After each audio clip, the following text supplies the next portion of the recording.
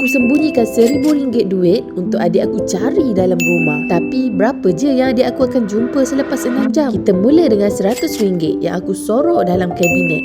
Kalau yang ni memang dia akan jumpa lah.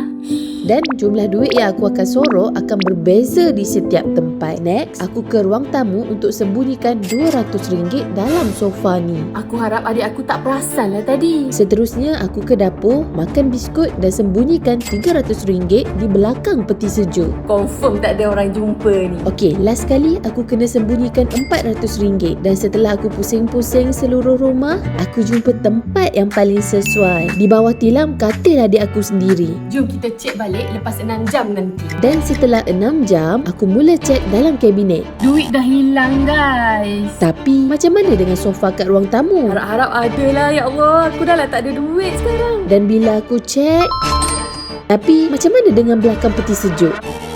Macam mana dia boleh jumpa bawah ni? Sekarang aku kena cek duit RM400 aku. Alah, tak ada juga.